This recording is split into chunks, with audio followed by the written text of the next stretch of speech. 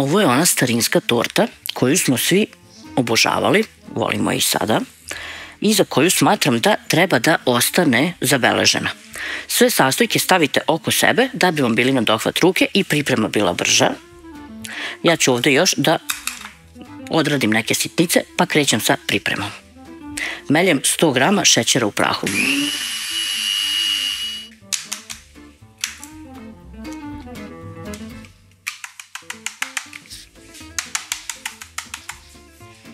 Sto grama suvog grožđa potapam u 100 ml ruma. Kasnije ću taj rum ucediti. Ukoliko niste ljubitelj ruma, ne morate ovo da radite. A ako ne volite suvo grožđe, ne morate ni njega da stavite, ali recept je takav, pa se ja toga i pridržavam. A i ukus torte je drugačiji kada se rum potopi u grožđe. Kada se grožđe potopi u rum. Uzmemo jednu veću posudu, pa u nju stavimo 250 grama omekšalog margarina ili maslaca. Obično je to bio margarin, ne sećam se da je bio maslac, a ako grešim, ispravite me. I sad dodajem onih 100 grama šećera u prahu i mutim sve zajedno.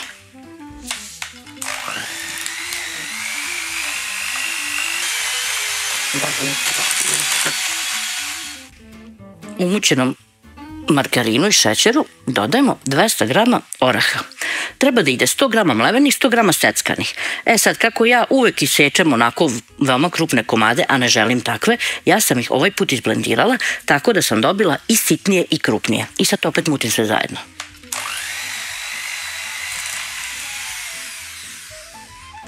Sad se ovde dodaje čokolada, ali moram prvo da je naseckam.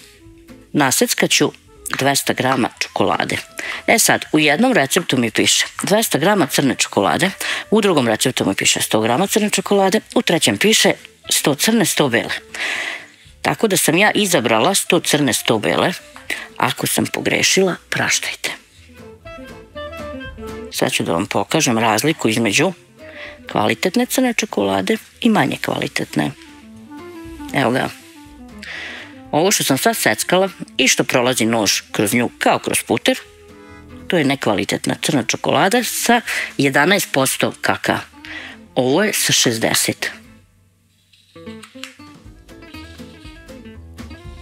Mislim da već uočavate razliku.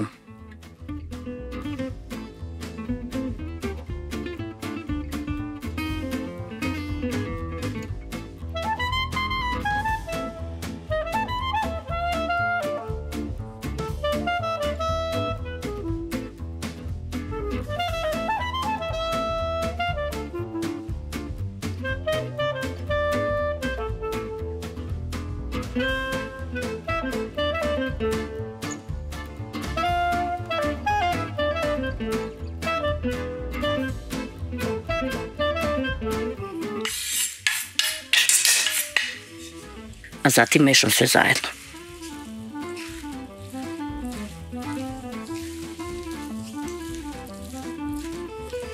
Kada promešam, dodajem 300 grama mlevenog keksa i 300 grama lomljenog keksa.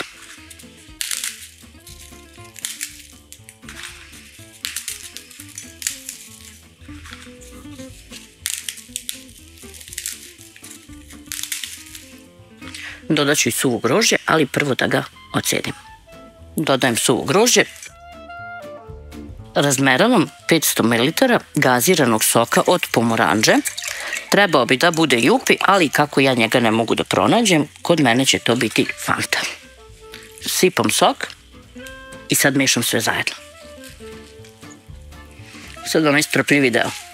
I slobodno uzmite veću činiju. I ovo je za video uzmem ovako lepo finu, da budem prava gospođa. I onda svaki put provedem u mešanju pola sata umjesto 5 minuta. Ali dobro. Pošto pravim starinsku plazma tortu i starinska tacna. Ovo je svekrvina tacna koja je iznela torti ne zna se. Stavim obruč, pa u njega cijelu ovu smesu. Možete da oblikujete i rukom, ko nema obruč, tako se nekada radilo, ali je nama danas sa obručem mnogo lakše.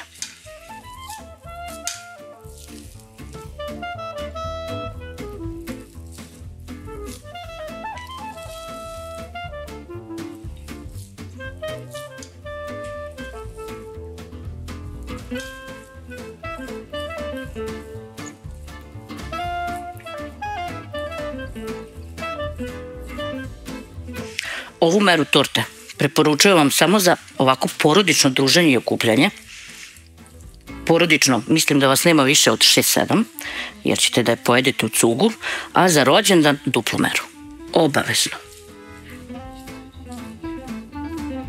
Dobro ovako ispritiskamo, da nemamo posle kad budemo sekli one rupe onako od vazduha. Zaravnimo i nosimo u frižider da se dobro ohladi, pa onda posle dekoracija kako god da volimo. Za dekoraciju otopila sam 70 grama crne čokolade sa 2 kašike ulja i 3 kašike mleka. Mleko dodajem kako bi mi čokolada ostala mekana kada je budem sekla na torti. Ovdje ću umutiti 200 ml slatke pavlake.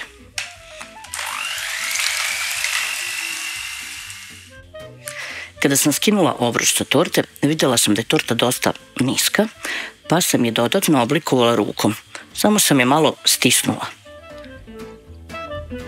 kako bi dobila na visini.